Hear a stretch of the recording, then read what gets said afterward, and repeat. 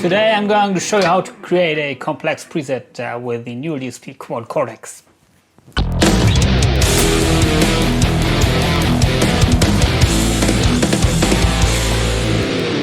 NeuralDSP Quad Cortex is the modeling unit which I fell in love with during the last couple of weeks. And the reason for that is basically finally the people of NeuralDSP managed to make a desktop editor for that unit. So I open it for you here. Hopefully you can see it. And the editor looks basically like the screen on the unit, but with a couple of other things in addition. And as always, I'm trying to create the best possible high gain tones, and I will offer them as a preset pack, like for all the other modeling units, So, watch out for that. My upcoming videos. If you would like to get one of my preset packs, please contact me on Facebook or Instagram or Messenger. So we have the effects chain here, and on the left side you can see the symbols. They indicate some kind of effect. So it starts with the gate here. It's an adaptive gate, whatever that is. It works really nice, but what I found out is if you raise it a little bit more here, then it starts to not cut off, but reduce the input volume a little bit, and therefore it's my legato playing is affected. So I set it to 0, still no noise, so yeah, it works. If you turn that off, you can hear there is a background noise. So that's that. And then I am splitting the signal, but I'm running this path here. So here in the signal chain, you can see I set the level to A, which is sending to line A, is set to off. So the signal is only going here. Reason for that is I don't know how to disable this line here. I don't know if it is possible. So I started to use this maybe 2 weeks ago, so I'm not very familiar with all of the features of the editor. But anyway, so here is the signal going, and currently I'm in my lead chain, which is this, in my lead scene, sorry. This is the rhythm scene. So the unit has a scene feature, and you can use up to 8 scenes here, A, B, C, D, E, F, G, H.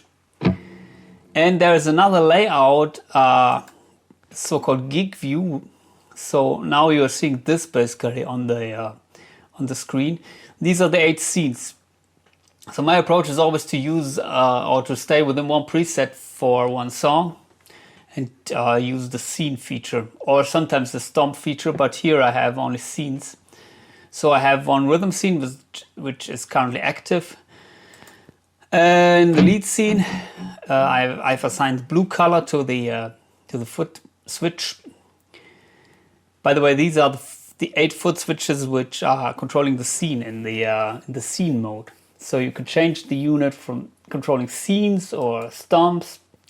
Like here you would control with the 8 buttons, you would control dedicated stomp boxes, but I don't use that. I think you can also create some hybrid layouts so that you will use maybe the upper row for stomps and the down row for changing scenes, which I also do sometimes, but not at the moment. So currently I'm in rhythm scene. Basically the layout is A, B, C, D, as you can see. So E is my rhythm scene. This is my lead scene, crunch scene. This is a scene with a delay, with a time delay, and there's a clean scene. So let's go through the scenes. So in the rhythm scene, the gate is active, and here it's a little bit hard to see, but this block is active. It's the parametric EQ, which I mentioned before, where I'm boosting a little bit of the signal here around these frequencies. So what is it? Maybe around 700? Yes, here. and rolling off the top end and also a little bit of the bass frequencies. And other than that, it's nothing engaged here, and it goes into the amp block. Currently I'm using one of the capture amps that came with the unit, because it sounds great in my opinion.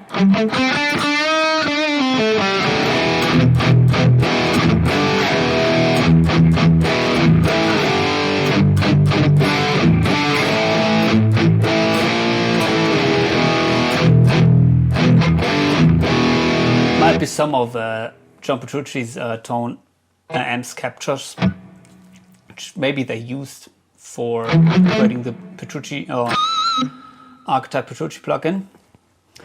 And there are tons of Mark IIc Plus captures and also amps in this unit, and of course other amps too. But yeah, I stayed with, as soon as I found an amp, that I like that much, I usually stay with that. So and then you have the cap section. By the way, in the newer captures, you don't have that much tweaking controls here. As you can see, only these. As if you would use an amp, for example, I did this in another preset here. I don't use a NeuralDSP capture. Instead, I'm using an amp that is also coming with the unit. You have way more controls, so they're more or less the controls of the amp. This is maybe John Petrucci's Mesa Mark IIc Plus, the special JP one with the shred mode and the fancy things. And here you have also the pre-gain tone stack. Bass middle treble is located before the distortion stage. So yeah, you are pushing the mids into treble usually. Then you're doing the actual tone shaping with the 5-point graphic EQ, which they also implemented. But back to the other preset, yeah, it's just a neural capture. Sound also nice to me.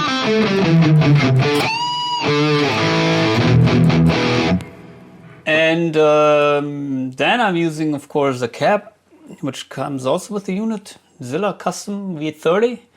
And here you can apply two different microphones, which I did in this case. Here the Ribbon 160 and the SM57. You can change the positions here and also the distance, also the phase here. In this case, it's not the best idea to use it. And you have an EQ, which is also very helpful. Basically a high and a low cut. Yeah, so not a real EQ, but just low and high cuts. But that is everything I need for this cap block, because it's very flexible. You can move the microphones around, change the sound drastically, and that's one of the biggest plus of the NeuralDSP things. I think is the cap emulation. It's spot on. Yes, then we have, what else do we have? Some modulation effects here in the chain. Tremolo, vibrato, which I use usually after the amp. There are also some before the amp, the phaser and the flanger. Phaser.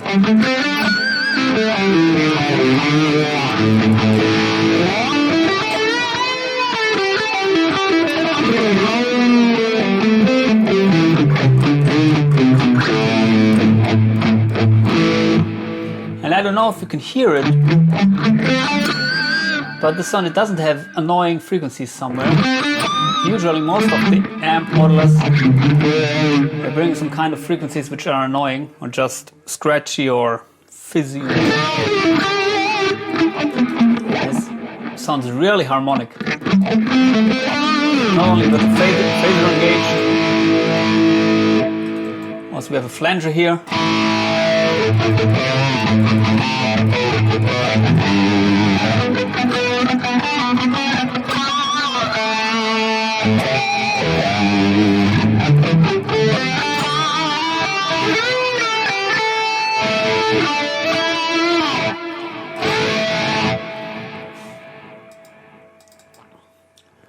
And of course the tremolo, as I like it.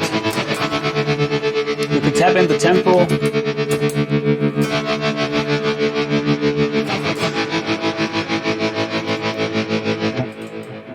Then you have the vibe, which is here more or less for clean tones, but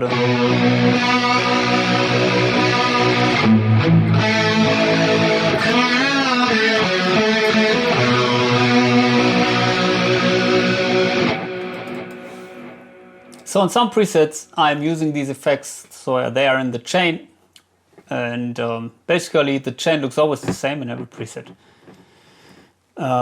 but different effects are engaged in different scenes.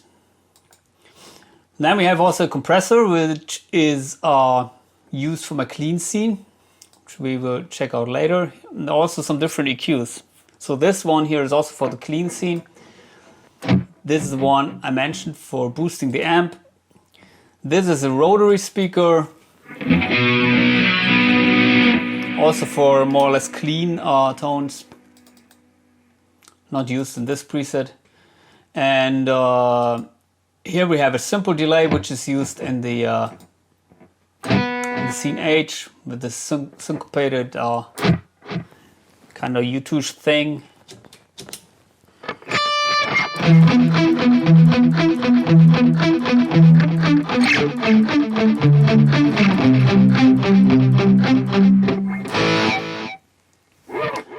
And what else? Low and high cut, which I use basically not for cutting highs and lows, it's more for boosting signal.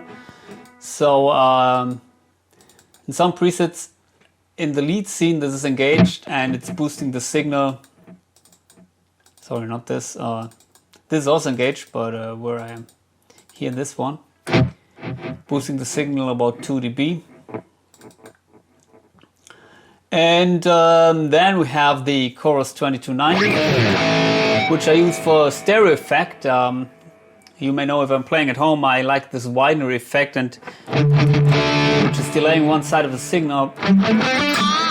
And this unit still doesn't have it, the widener effect, like in the archetype Patricia, but it has the Chorus 2290 and it comes very close. It sounds very huge.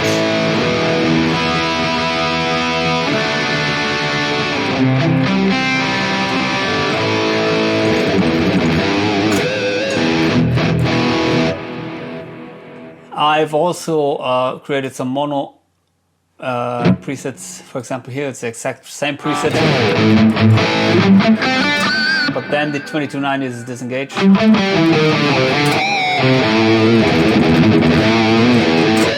And mono means in this case only that the 2290 is disengaged. It still has stereo effects like the ping pong or the dual delay.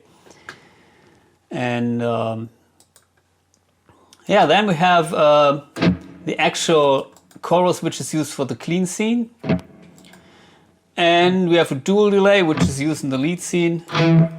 So this has the Patricia settings, or maybe not exactly the same, but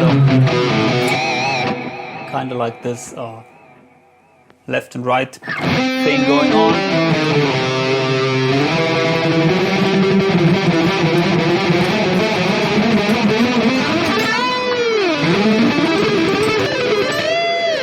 And the interesting thing is, it's working also when you're shredding. But most of the other modeling units, this longer ping pong delay is in the way when shredding. It's a little bit annoying, but here it's working fine, in my opinion. There are also some other parameters here which I didn't touch, but I think they're also very helpful. Maybe they're creating some kind of dynamic ducking effect, I don't know. And here we have the high and the low cut, or high and low pass in this case. That is also helping that it's cut above 2.8K. That doesn't get in the way. We have the reverb, which sounds also very nice, not engaged in this preset.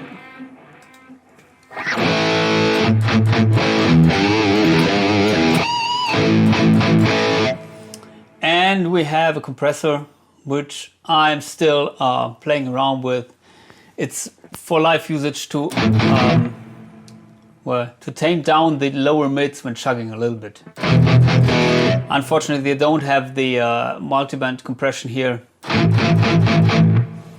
but yeah, I will try that out when I'm playing in loud volumes. And then you have the output and input section. Here it's sent to multiple outputs. The reason for that is I'm using different outputs for recording and also for playing live. It has the XLR outputs, the quarter-inch outputs, and signal is going through all outputs in this case, I think.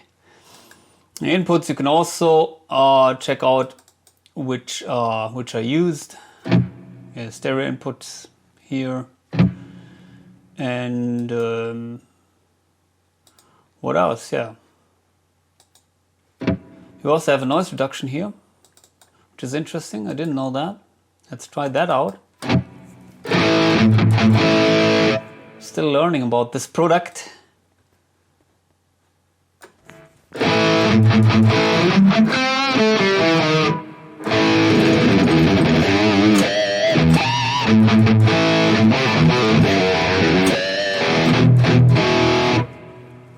Seems to work also nice. Definitely usable. And yeah, what else?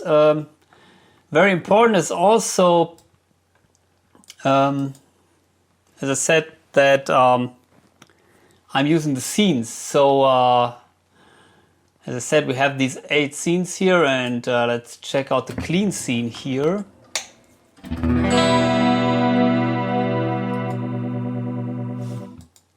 Currently I've changed something. Just let me go back to the initial state.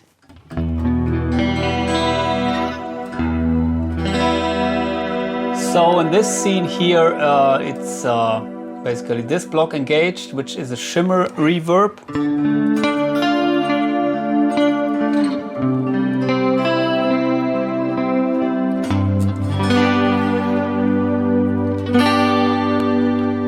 And then we have, of course, the compressor.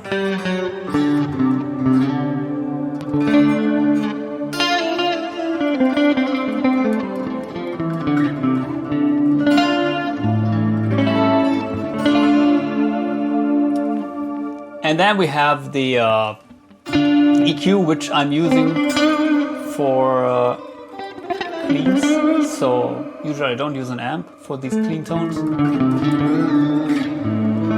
When I'm running the scene, I'm using my Harley Benton Fusion neck pickup in split mode. But it sounds also nice, full bridge humbucker.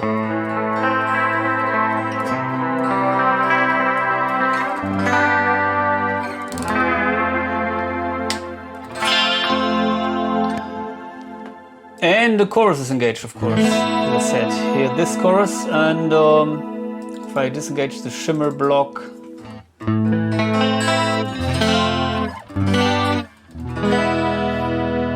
maybe we could try out this delay, this reverb.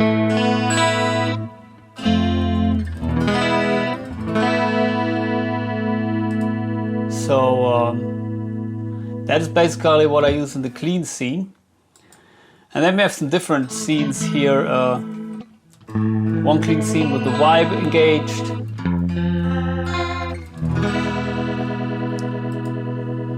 And we have a clean lead scene.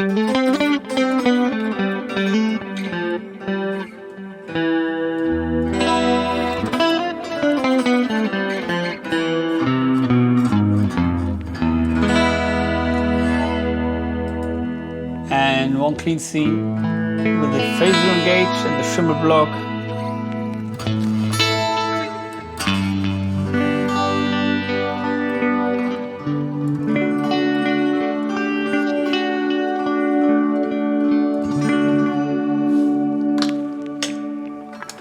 Then the rhythm scene and the lead scene, which we also checked out. Lead is basically the same like the rhythm, but just the delay engaged. And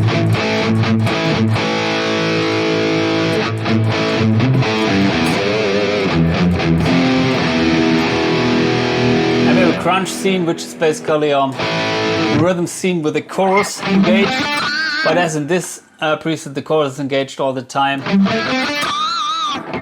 it doesn't make a difference. What we can also do, or what I sometimes do, I reduce the gain a little bit. So yes, I did this here by, no I didn't, but I would do it by disabling the boost block here.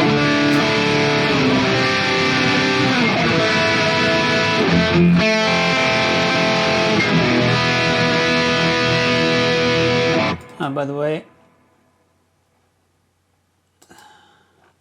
I know this is the phaser. It's a little bit annoying that all the modulation effects here have the same symbol. We always have to check out which is which, and that is really annoying. I think they should find a better solution for that. But other than that, the unit is really flexible, and especially with this feature here, the scenes mode, where you can see what each scene is. You can name it to your taste, and also assign the color of the foot switch. So I'm using the same colors in all the presets for my rhythm scene. I'm always using red, and for lead always blue, and then for cleans green. So yeah, you can definitely find out very easily what a scene is supposed to be. And of course you have also the name written here, and the screen is pretty big. You can see it on the ground.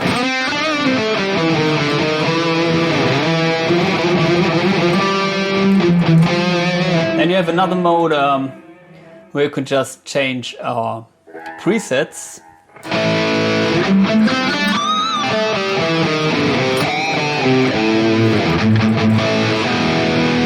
Currently these ones are the 3 ones I'm working on,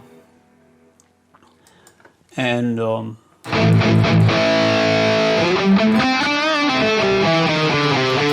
you can hear the difference between the amp model and the neural capture. So this is the amp model, this is the neural capture.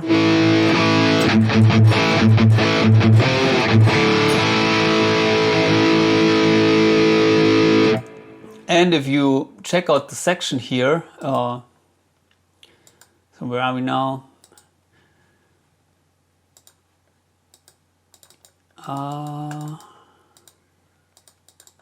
Doesn't open.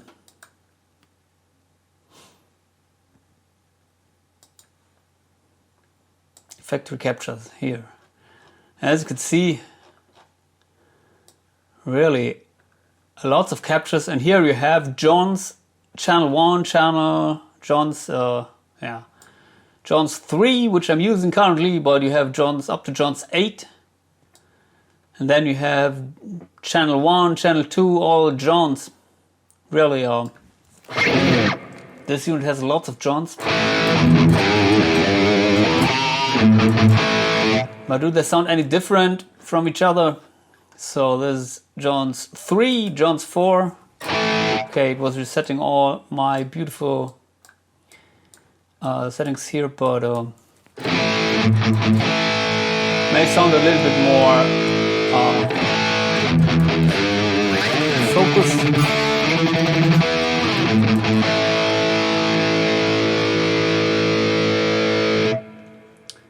Press escape to cancel. Oh, let's do that. So, can I go back to John's 3? No. At least not to my initial settings. Okay. As I said, it's still the beta version of the editor, but that doesn't mean that the editor is bad. So I didn't find out really significant bugs in this editor. Also, it's very well thought out, I think.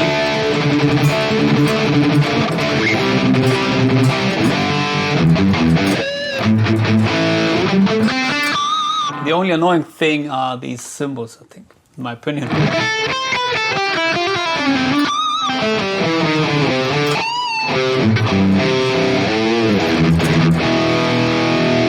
And the obvious question, is it better than the Fractal audio products? Sound-wise, now I would say maybe. I got better results using the amps than maybe with the Fractal audio, but they're really in the same ballpark, I would say.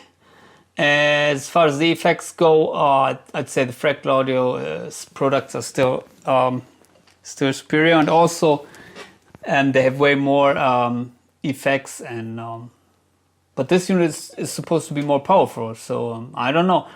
But I like the form factor of this unit, and also the thing with the touch screen in a live situation. It's very helpful. If you want to adjust your FM9 without a desktop editor, that is really annoying because it doesn't have a touch screen, just this old style screen from maybe, I don't know, we are used to maybe from the old Pod or Pod HD or what it was called. Anyway, so maybe you will see me using this unit a lot more in the future because I'm really happy with the sounds I got out of that. So yeah, subscribe to my channel and see ya.